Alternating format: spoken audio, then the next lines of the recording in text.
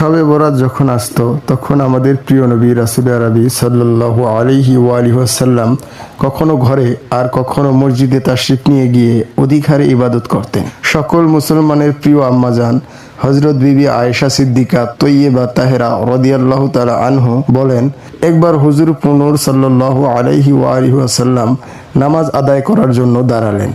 হুজুর পুনর সাল্লাল্লাহু আলাইহি ওয়াসাল্লাম এত লম্বা সিজদা করলেন, আমার ধারণা হয়েছে যে সিজদা অবস্থায় যেন তার রূহ কবজ করে নেওয়া হয়েছে। এমন ধারণা আসতে আমি উঠলাম আর তার বৃদ্ধাঙ্গুলি হাত লাগিয়ে দেখলাম। তখন নাড়াচাড়া অনুভব করে প্রশান্ত হয়ে গেলাম। নামাজ থেকে পৃথক হওয়ার পর প্রিয় নবী মাক্কি মাদানী মুস্তাফা সাল্লাল্লাহু আলাইহি ওয়াসাল্লাম ইরশাদ করলেন, হে আয়েশা, জানো এটা কোন রাত? আমি আরজ করলাম, আল্লাহ পাক ও তার রাসূল সাল্লাল্লাহু আলাইহি ওয়াসাল্লাম ভালো জানেন। ইরশাদ করলেন, এটা শাবানের 15 তারিখের রাত।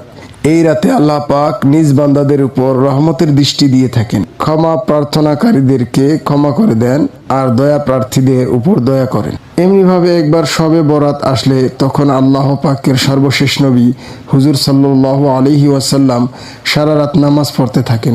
এমনকি সকাল হয়ে গেল। উম্মুল মুমিনিন হযরত আয়েশা সিদ্দিকা রাদিয়াল্লাহু তাআলা আনহু বলেন, সারা রাত নামাজ পড়ার কারণে হুজুর সাল্লাল্লাহু আলাইহি ওয়াসাল্লামের মুবারক পা ফুলে গিয়েছিল। সুতরাং আমি হুজুর সাল্লাল্লাহু আলাইহি সাল্লামের পা মুবারক টিপে দেওয়ার সৌভাগ্য অর্জন করলাম। কখনো কখনো এমনও হতো যে হুজুর পূর্ণ সাল্লাল্লাহু আলাইহি ওয়াসাল্লাম শবে বরাতে কবরস্থানে তাশরিফ নিয়ে যেতেন আর নিজের উম্মতের জন্য দোয়া করতেন।